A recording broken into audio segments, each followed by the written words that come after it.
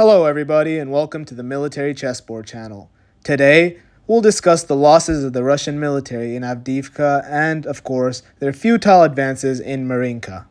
Meanwhile, Ukrainian forces continue to demonstrate their strength, having spectacularly destroyed the Zoopark 1M anti-aircraft system, which is valued at $25 million, an achievement comparable to the destruction of 12 modern Russian tanks. This event is not only a material blow to the Russian army, but also causes a severe psychological shock, disrupting the morale and confidence of their soldiers. It can be said that each destroyed tank is not only a physical loss, but also sends a powerful message to the Russian military that they're facing an adversary that's not easily subdued. First, let's talk about Marinka. This is a small town, and as you might be aware, Russia has recently taken control of it. They've seized this road. But what I want to emphasize is the bizarre way they've taken control. They use MTLB armored vehicles to advance and set off explosions. These events did not occur at Ukrainian positions, but this is how Russia attempts to clear mines from the fields. It's uncertain whether this method is truly effective or just a wasteful expenditure of resources and personnel. In Marinka, the main threat to Ukraine is that Russia might start to advance using this highway. However, so far, they've been moving towards Avdiivka using a smaller road, and we believe this advance has not been a significant success.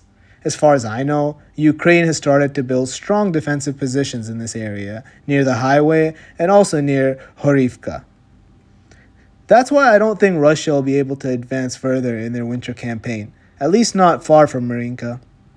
In our previous video, we discussed the failed attack by the Russian military in Avdiivka. Now, let's shift our focus to that area. It appears that Russia is reluctant to utilize their forces on a large scale, especially in the northern and southern parts. The village of Stepova remains under Ukrainian control, and Russia has been unable to penetrate the industrial area of Avdiivka. They've also been unable to move vehicles and additional forces to this area because all of them become targets of Ukrainian drones. Here, I'll show you a new video demonstrating how the Ukrainian military uses UAV drones to target Russian artillery. This road is not too far from Avdiivka, and that's an armored vehicle. Yes, definitely a BTR, and it's probably the biggest target we've destroyed with a drone. In a display of formidable strength, a fierce explosion not only obliterated the Russian defense system, but also annihilated an ammunition supply vehicle and numerous personnel around it. So, what do we need now? Undoubtedly a large-scale drone production program. President Zelensky has promised 1 million drones this year, but we must scrutinize this very closely. Today, we have breaking news about Ukraine's successful destruction of Russia's Zoopark 1M anti-aircraft system, which is valued at a staggering 25 million USD.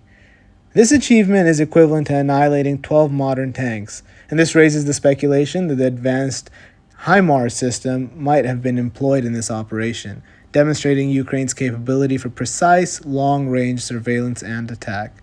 The Zoopark 1M system, which is, as we discussed, a highly modern asset of the Russian army, is designed to support artillery or missile forces in artillery duels with the enemy.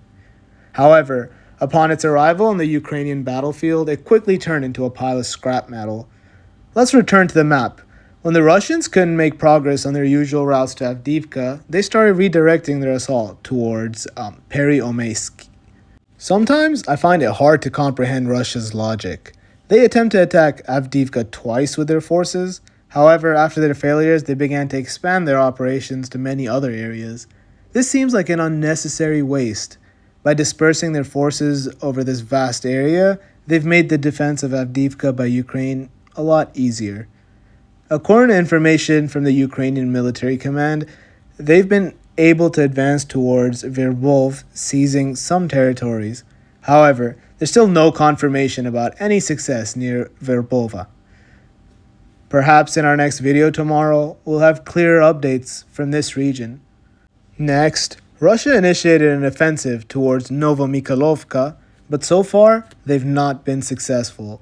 Novomikhalovka, which is located to the south of Marinka, represents a strategic location that Russia cannot progress beyond without controlling all the surrounding settlements, as Ukraine has the capability to counterstrike if they attempt to advance further.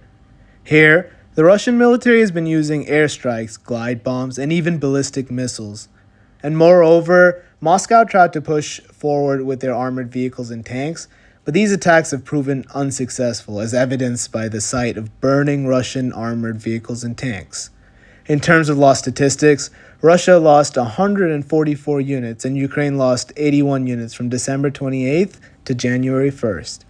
Despite no significant advances from either side, the losses have been substantial, with many tanks and armored vehicles lost on both sides, unfortunately. It's clear that Ukraine has sustained fewer losses, though, compared to the Russian military, based on the stats.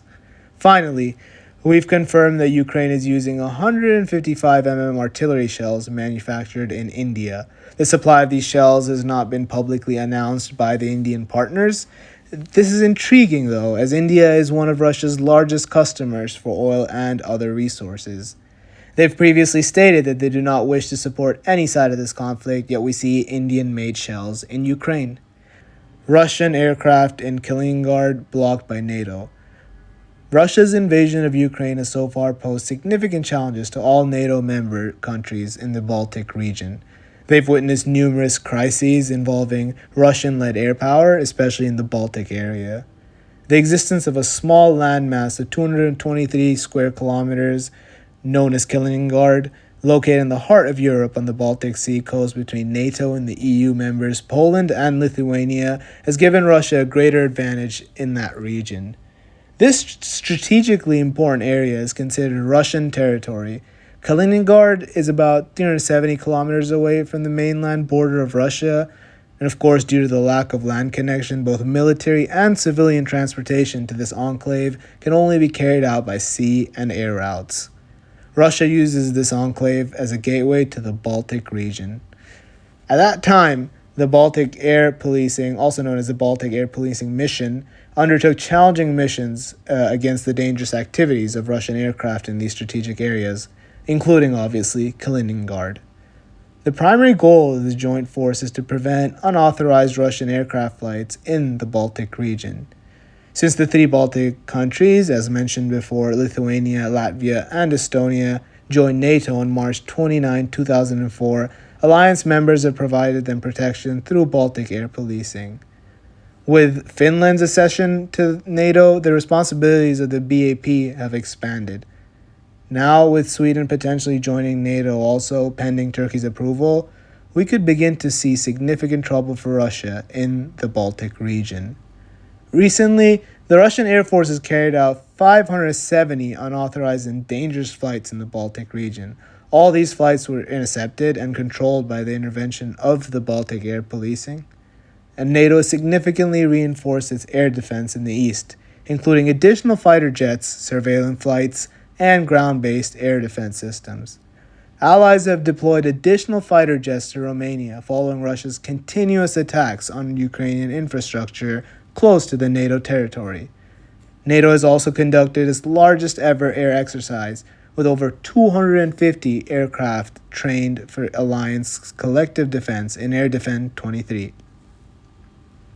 NATO air forces have conducted over 300 flights across Europe to intercept the Russian military aircrafts approaching Alliance airspace. One of the most significant contributors to this interception operation has been the United Kingdom. The Royal Air Force Typhoon jets have intercepted Russian fighter jets over the Baltic Sea on 70 occasions. On the other hand, the majority of aerial encounters between NATO and Russian aircrafts have been safe and professional.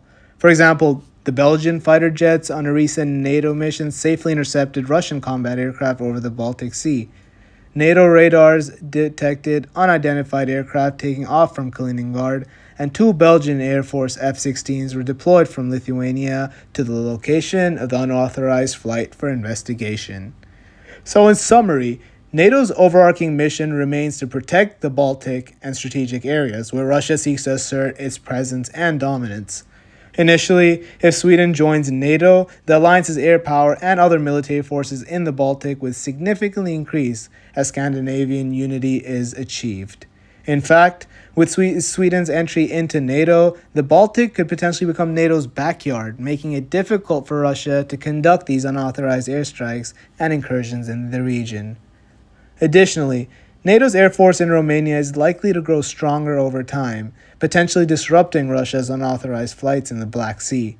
So in conclusion, NATO's joint cooperation in air power missions are likely to pose a significant challenge for Russia in the skies.